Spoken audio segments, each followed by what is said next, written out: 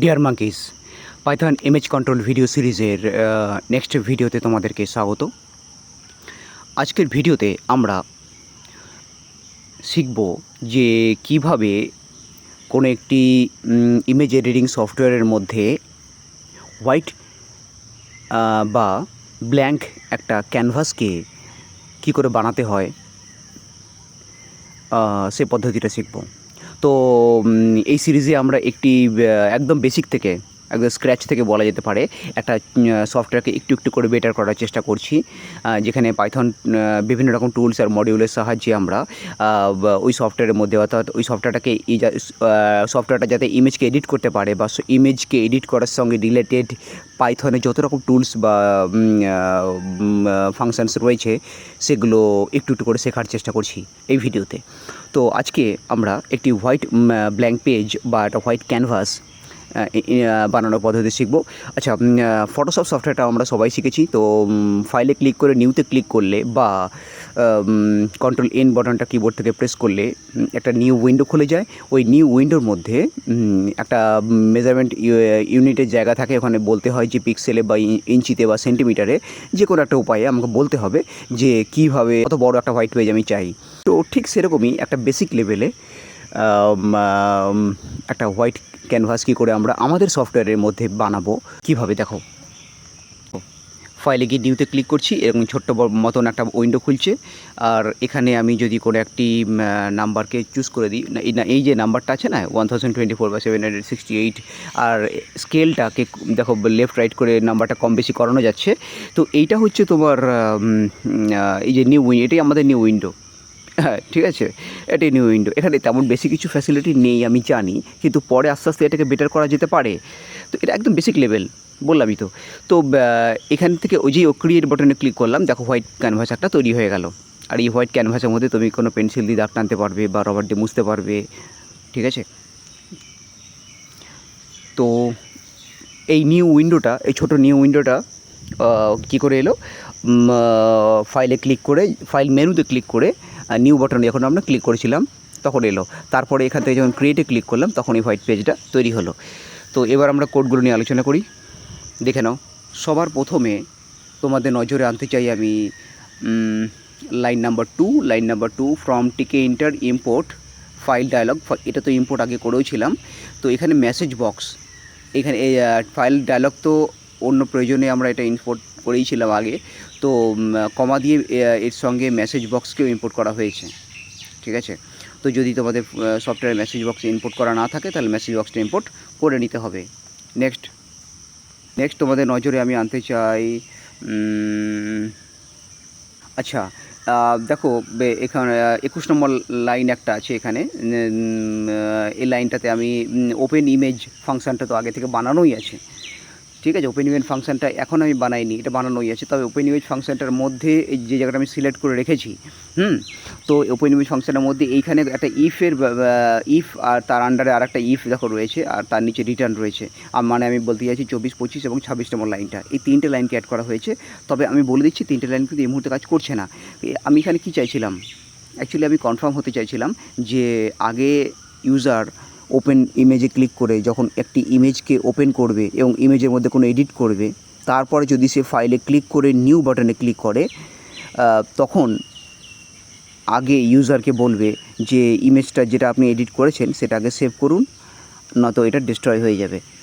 এই জিনিসটা, এই কনফার্মেশনটা আমি ক্রিয়েট করার চেষ্টা করছিলাম। তবে এটা এখন এটা এই জায়গাটা কাজ করছে না কিন্তু, ঠিক আছে। তো এই জায়গাটা এখন কাজ করছে না, তার মানে আমাকে অন্য কিছু ভাবতে হবে। তো এটা নিয়ে তাই এই লাইন তিনটে এই মুহূর্তে না লিখলেও চলবে, বা এই লাইন তিনটে ছাড়াও প্রোগ্রাম কাজ করছে। তো নেক্সট প্রোগ্রামে চলে যাও। নেক্সট যে জায়গাটা আমরা এডিট করেছি বা তোমাদেরকে করতে হবে সবথেকে ইম্পর্টেন্ট, সেটা হচ্ছে এই জায়গাটা, অর্থাৎ লাইন নাম্বার 119 এখানে একটি নিউ ইমেজ ফাংশান বানানো হয়েছে। তো নিউ ইমেজ ফাংশানটা কি করছে, আর তার আন্ডারে দেখো নিচে রয়েছে, তার আন্ডারে নিউ ইমেজ ফাংশানের আন্ডারে আরেকটা ফাংশান রয়েছে ক্রিয়েট ক্যানভাস। নিউ ইমেজ ফাংশানটা ওই আমাদের নিউ উইন্ডোটা, যেটা নিউ উইন্ডো যেটা, সেই নিউ উইন্ডোটাকে ক্রিয়েট করছে। আর নিউ উইন্ডো থেকে পারমিশন পেলে কিন্তু ক্যানভাসটা তৈরি হবে।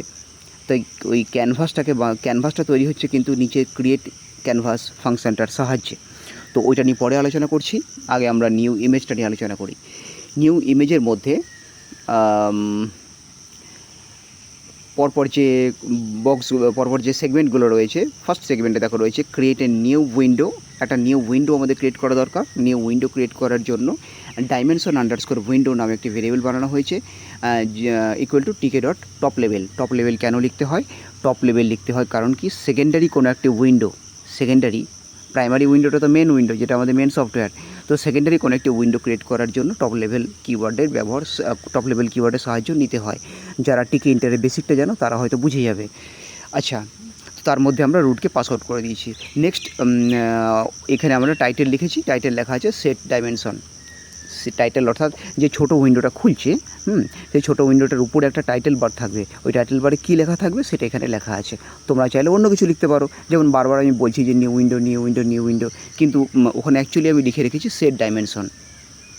তো এটা সেট ডাইমেনশনটাকে ব্যাকস্পেস করে মুছে এখানে নিউ উইন্ডো লিখে দিলে ছোটো উইন্ডোটার উপরে টাইটেল বারে নিউ উইন্ডো ওয়ার্ড দুটো চলে আসবে। নেক্সট যে সেগমেন্টটা রয়েছে এখানে টিকে ডট লেভেলে লেভেল ইকুয়াল টু ব্র্যাকেটের মধ্যে রয়েছে ডাইমেনশন উইন্ডোকে পাস আউট করেছি এবং টেক্সট রয়েছে উইথ। এবার ব্যাপারটা কি শোনো, ওই ছোটো উইন্ডোটার মধ্যে উইথ নামে একটি লেভেল আসবে, এবং তার সঙ্গে সঙ্গে হাইট নামে একটি লেভেল আসবে। তো দেখো উইথ লেভেলটা ক্রিয়েট করা হয়েছে 124 নম্বর লাইনটা, আর হাইট লেভেলটা ক্রিয়েট করা হয়েছে 129 নম্বর লাইনটা। কিন্তু উইথ লেভেলটা ক্রিয়েট করলেই তো হলো না, উইথ লেভেলটা ঠিক উইন্ডোটার যে ছোটো উইন্ডোটা আসছে, ছোটো উইন্ডোটা কোন জায়গাতে অবস্থান করবে সেইটা ডট লাগিয়ে গ্রিড, আমি 124 নম্বর লাইনটা বলছি, ডট লাগিয়ে গ্রিড, তার আন্ডারে ব্র্যাকেটের মধ্যে র0 কলম 0 অর্থাৎ এই ভিডিওটা দেখো, আমি আমার সফটওয়্যারের সফটওয়্যারটা ওপেন করছি। দেখো এরকমভাবে যদি একটি হোয়াইট পেজ নিয়ে আমি এটা হচ্ছে কলম, আর এগুলো কলম হলো, আর এটা হচ্ছে এগুলো র, ঠিক আছে। তো এবার কলম নাম্বার এখান থেকে শুরু হচ্ছে 0, অবভিয়াসলি ফার্স্টে 0 থেকে শুরু হবে কলম নাম্বার, 0 1 2 3 চলতে থাকবে। একটা উইন্ডো যত বড় হবে ততগুলো কলমের মধ্যে আসতে পারে। আর এগুলো হচ্ছে র নাম্বার 0 1 2 3 করে চলতে থাকবে, বুঝতে পেরেছো? সেই হিসাবে যদি উইথ লেভেলটাকে আমি করেছি র0 কলম 0 করেছি, তাহলে বুঝতে পারছো র0 আর কলম 0 মানে হচ্ছে যে কোন জায়গাটা অবস্থান করবে। আর হাইট লেভেলটাকে আমি করেছি র1 কলম 0, র1 করা হয়েছে, তার মানে উইথ লেভেলটা যেখানে তৈরি হচ্ছে ঠিক তার নিচেই হাইট লেভেলটা অবস্থান করবে, ঠিক আছে। তো টিকে ইন্টারের সঙ্গে রিলেটেড একটা ট্রেনিং ভিডিও আমার চ্যানেলে রয়েছে, তোমরা চ্যানেলে দেখে নিতে পারো। এছাড়া অন্যান্য ট্রেনিং ভিডিও তুমি ইউটিউবে পেয়ে যাবে। তো এখানে এই দুটো বক্সের মধ্যে আমরা কি করলাম, উইথ আর হাইট লেভেল দুটো ক্রিয়েট করলাম। আচ্ছা, এবার দেখো আমি 124 থেকে 132 নম্বর লাইনের মধ্যেই কিন্তু আলোচনা করছি। ওকে, চলো 124 নম্বর লাইনের মধ্যে আমরা উইথ ক্রিয়েট করলাম, উইথের লোকেশন সেট করলাম। তার নিচে কি করা হয়েছে, তার নিচে উইথ আন্ডারস্কোর স্লাইডার নামে একটি ভেরিয়েবল ক্রিয়েট করা হয়েছে, ইকুয়াল টু টিকে ডট স্কেল। তার আন্ডারে আমরা ডাইমেনশন উইন্ডোকে পাস আউট করে ফ্রম 100 টু 2000 করা হয়েছে। কেন? কারণ ওই যে উইথের যে স্লাইডারটা আর ওই স্লাইডারটা তৈরি হয়েছে এই ডট স্কেলের সাহায্যে, টিকে ডট স্কেল। আমি লাইন নাম্বার 125টা বলছি, টিকে ডট স্কেল, ওটার সাহায্যে স্লাইডারটা তৈরি হচ্ছে। এবং ওই স্লাইডারের মধ্যে মিনিমাম ভ্যালু থাকবে, মানে স্লাইডারটা সরিয়ে যদি একদম কমিয়ে নাও তাহলে 100 অবধি যাবে, আর স্লাইডারটাকে উইথে আর কি বাড়িয়ে যদি বাড়াও তাহলে ম্যাক্সিমাম 2000-এর উপর যাবে, সেটাই সেট করা হয়েছে। আর এটাকে ওরিয়েন্ট ডট হরাইজন্টাল করা হয়েছে যাতে স্লাইডারটা হরাইজন্টালি মুভ হয়। আচ্ছা, নিচে হাইটের জন্য যে স্লাইডারটা আমরা ক্রিয়েট করেছি বা স্কেলটা আমরা ক্রিয়েট করেছি, ওই স্কেলটাও তাই মিনিমাম 100 এবং ম্যাক্সিমাম 2000 পর্যন্ত যাবে। আর এটাকেও হরাইজন্টালি রাখা হয়েছে, তুমি চাইলে যদি এটা ভার্টিক্যালি করে দাও তাহলে এটা উপর নিচ অবস্থান করবে। ওকে, আর উইথ অ্যান্ড হাইট দুটোরই মধ্যে দেখো আগে থেকে সেট কিওয়ার্ডকে কল করে, মানে 126 নম্বর লাইন এবং 131 নম্বর লাইনের কথা বলা হচ্ছে। তো 126 নম্বর লাইনে দেখো সেট 1024 মানে হচ্ছে যে ইউজার যদি কিছু নাম্বার চুজ না করে তাহলে প্রথম থেকে 1024 থাকবে উইথের স্কেলটা, এবং হাইটের স্কেলটা থাকবে প্রথম থেকে 768-এ। আই থিঙ্ক বোঝাতে পারলাম। নেক্সট তার ঠিক আন্ডারেই দেখো নিচে রয়েছে ক্রিয়েট ক্যানভাস ফাংশানটা। এবার আমি ক্রিয়েট ক্যানভাস ফাংশানটাকে সিলেক্ট করে সেই স্ক্রিনশটটা সামনে এনে তোমাদের দেখাচ্ছি।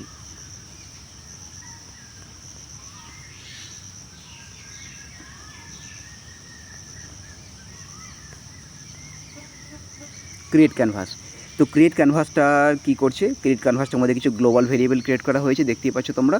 আর তার আন্ডারে width equal to width underscore স্লাইডারকে কল করা হয়েছে। উইথ আন্ডারস্কোর স্লাইডার ওকে যে ভ্যালুটা দেবে সেটা ডট গেট এর সাহায্যে আমরা রিসিভ করব। আর হাইটেও থাক, মানে ওই যে হোয়াইট পেজটা তৈরি হচ্ছে, হোয়াইট পেজটার চওড়াটা কত হবে এবং হাইটটা কত হবে, চওড়াটাকে ভ্যালু দেবে উইথ আন্ডারস্কোর স্লাইডার ভেরিয়েবলটা, আর হাইটকে ভ্যালু দেবে হাইট আন্ডারস্কোর স্লাইডার ভেরিয়েবলটা, আর সেটা আসবে ডট গেট ফাংশানের সাহায্যে। Next create a new white image, line number 140।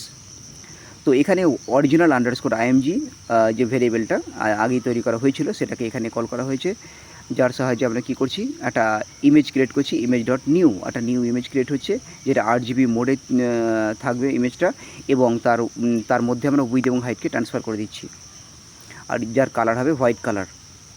এই হোয়াইট যে লেখা হয়েছে এখানে, অর্থাৎ আমি 141 নম্বর লাইনটা বলছি, এখানে যে হোয়াইট যে লেখা হয়েছে লাস্টে, কারণ পেজটা হোয়াইট কালারে হবে। ইন ফিউচারে আমরা এখানে কোনো একটা ভেরিয়েবল বসিয়ে আর আরেকটি সেগমেন্ট বা কালার বক্স তৈরি করতে পারবো। সেই কালার বক্সের মধ্যে ইউজার কি বলতে পারবো, আপনি কী কালারের ড্রয়িং পেপার চাইছেন, কী কালারের ক্যানভাস চাইছেন, সেটাও করা যেতে পারে। তখন আমরা এই জায়গাগুলো আপডেট করব।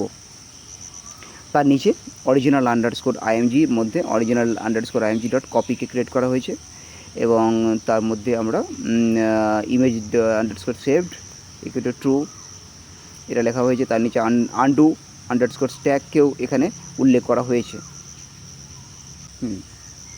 এবার আমরা চলে আসছি নেক্সট যেটা তোমাদের জানানো দরকার, সেটা হচ্ছে 176 নম্বর লাইনটা 176। এখানে দেখো এখানে কি হয়েছে, এখানে ওই যে ফাইল যে মেনু বারটা রয়েছে, আমরা আগেই মেনু বারটা তৈরি করে রেখেছি, কিন্তু আগের মেনু বারের মধ্যে কোনো রকম নিউ বাটন ছিল না। তো নিউ বাটনটা অ্যাড করার জন্য জাস্ট এই লাইনটা অ্যাড করা হয়েছে, 176 নম্বর লাইনটা, বাস এইটুকুই পরিবর্তন করা হয়েছে। আর পুরো কোড অবভিয়াসলি বরাবরের মতো এবারেও তাই, পুরো কোডটা আমি কমেন্টে দিয়ে দেবো, তোমরা চাইলে কপি করে নিয়ে নিজের কম্পিউটারে পেস্ট করে নিজের এক্সপেরিমেন্ট করতে পারো। আজকে ভিডিওতে এ পর্যন্তই।